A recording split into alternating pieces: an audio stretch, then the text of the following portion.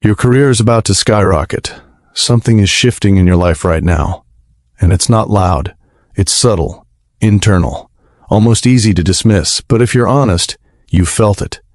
That strange mix of exhaustion and anticipation. That quiet pull toward something bigger, even when you can't explain what it is. That sense that you're standing at the edge of a door that hasn't opened yet, but somehow, in your bones, you know it will. Here's what's interesting. Nothing around you may look dramatically different.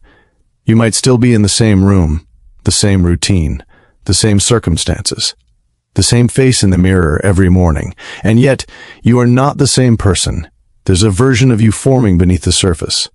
Calmer, sharper, less desperate for approval, more certain in ways you haven't fully admitted out loud yet, maybe not even to yourself. And that version of you, they're about to be tested, not in a painful way, in a revealing way.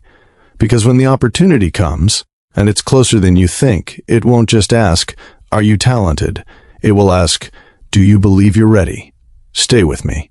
Because what's about to unfold in your career didn't start this year. It didn't start when things began clicking or when people started noticing. It started the moment you decided you were meant for more. There is something nobody tells you about the kind of person you are. Not because it's a secret, but because most people don't have the language for it. They see someone who works hard, who stays committed, who keeps going even when the road disappears beneath their feet. And they call it discipline. They call it ambition. They call it drive. They hand you a label and walk away satisfied, like they've figured you out.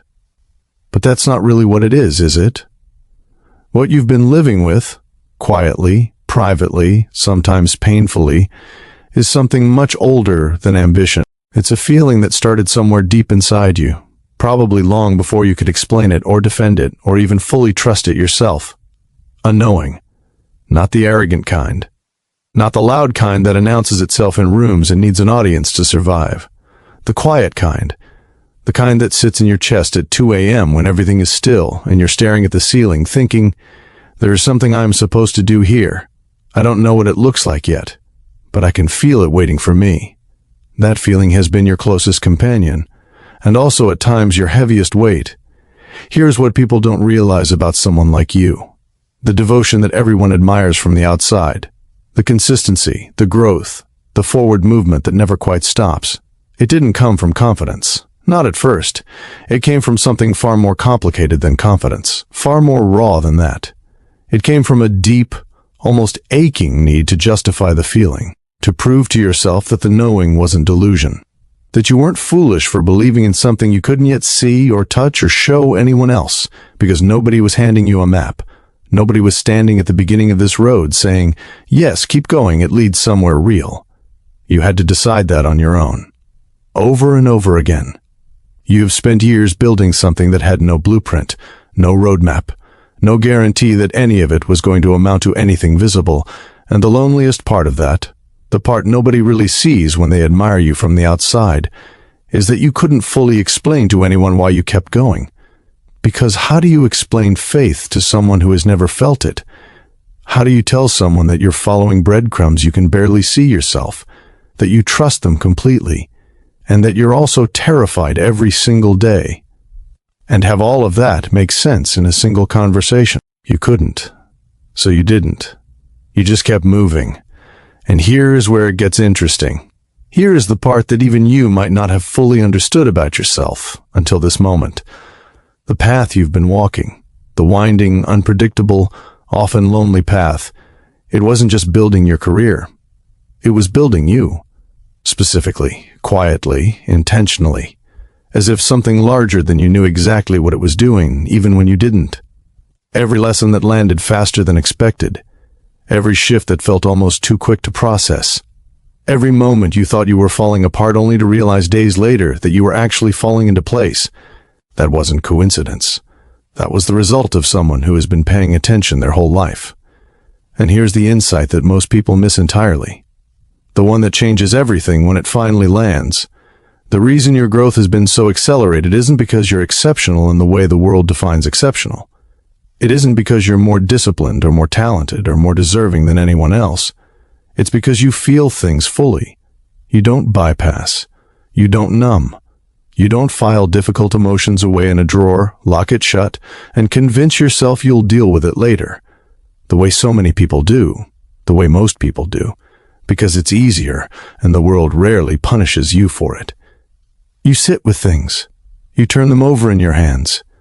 You let them change you in ways that are uncomfortable and necessary and real. And that is one of the rarest things a human being can actually do. Most people spend their entire lives running from discomfort. You learned, somewhere along the way, to walk toward it. Not because you're fearless, but because you understood, even if unconsciously, that the discomfort was always pointing at something worth finding. But let's slow down here for a moment. Because there's a cost to this that doesn't get talked about enough, and you know it better than anyone. You know what it feels like to carry genuine excitement inside a body that is also completely exhausted. You know what it feels like to be someone who is visibly capable, visibly committed, visibly moving forward, while internally questioning whether any of it is actually real, whether you're actually enough, whether the quiet knowing you've trusted your entire life was simply a story you told yourself because the alternative, that you were ordinary, that you were wrong, was too painful to sit with. That doubt never fully disappeared, did it? Even on your best days, even when things were clearly working, when the evidence was right in front of you, when people around you were saying all the right things, there was always this small, persistent whisper running underneath everything. But what if I'm wrong? What if I've been wrong about all of it? Here's the thing about that whisper. The thing that will completely change how you understand yourself once you let it in. That doubt was never evidence that you were on the wrong path. That doubt was evidence of how much it mattered to you. People don't agonize over things that are meaningless to them. They don't lose sleep over things they don't genuinely care about. You weren't afraid because you were weak or delusional or chasing something that wasn't real. You were afraid because what you were building was deeply, genuinely, irreversibly important to your soul. The fear was always proportional to the love. It still is. There's another layer here, one that lives even deeper than the ambition, deeper than the doubt, deeper than the devotion. Some of what you've been doing, the growing, the breaking of old patterns, the radical choice to live differently than what you were handed, it was never only for you. You carry people with you. People who came before you. People who couldn't break free from what was given to them. Not because they lacked the desire, but because they lacked the space, the permission, the resources, the moment. People who wanted more and never got to find out what more could feel like. People you love, even in their absence. And sometimes, not always, but sometimes, in the quietest part of you, you do what you do because you're doing it for them, too. Because somewhere in your body you understand that your freedom is threaded through theirs.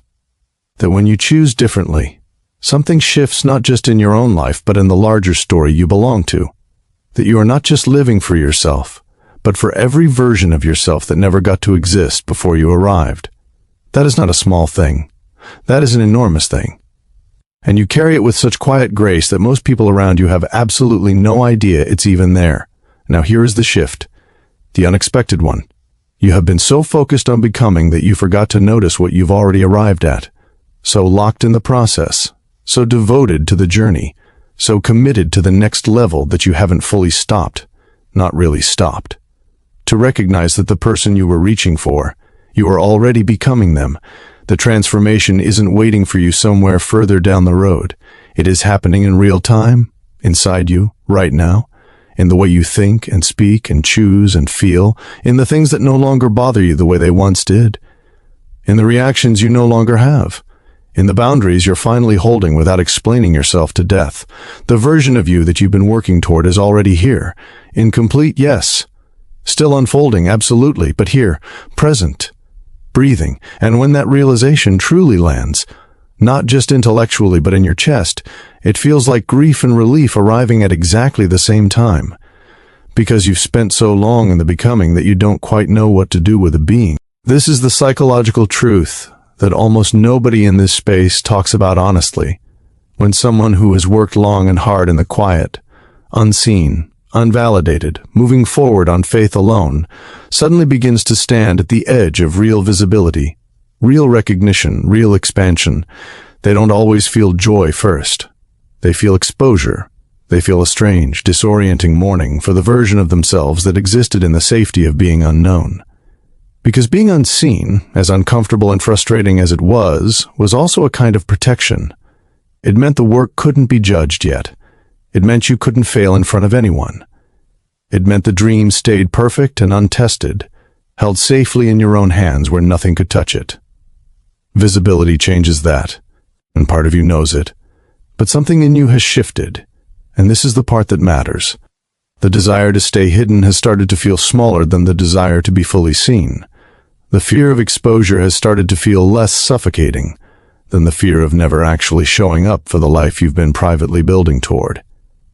And that shift, that quiet, almost imperceptible internal revolution, is the bravest thing a human being can do. To step forward not because the fear is gone, but because something inside you finally wants the light more than it wants the shelter. So what comes next will feel like standing in front of a door you've been facing your entire life. Opportunities will arrive that feel simultaneously perfect and terrifying. Like everything you asked for and nothing you feel quite prepared for. And in those moments, in the trembling, uncertain, quietly thrilling moments, you are going to have to make a choice that nobody else can make for you. You're going to have to decide that you trust what you've built inside yourself more than you trust the fear that keeps whispering, wait. Prepare more, be more certain, be more ready. Because here is the deepest truth in all of this, the one that cuts through everything. You will never feel completely ready. Not for the things that truly matter. Not for the moments that are actually sized to your real potential.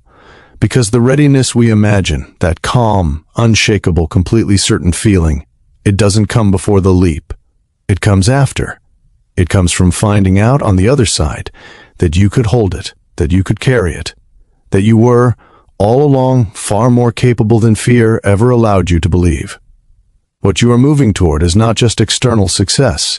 It is alignment, that profound, grounding, almost physical sensation of your outer life, finally beginning to match your inner one, of the world starting to reflect back, visibly, tangibly, what you have known about yourself in private for so long. And that is not something that simply happened to you. You walked toward it. Slowly, consistently, often without applause, often without proof that any of it was actually working. You chose it again and again in the small, private, unglamorous moments that nobody witnessed and nobody celebrated. That is where the real story lives. Not in the breakthrough that's coming, but in every single quiet moment that made the breakthrough possible. So when the doors begin to open, and they will, remember this, the version of you standing at that threshold is not lucky, is not simply gifted, is not someone to whom good things are casually handed. That version of you earned this, not through suffering alone, not through sacrifice performed for an audience, but through the radical, deeply human, quietly courageous act of continuing to believe in something invisible, for as long as it took, until it finally became real. You didn't just follow a path, you became the kind of person who could walk it. And that is the thing that cannot be copied, cannot be replicated, cannot be taken from you by anyone or anything. It belongs to you completely. It always did.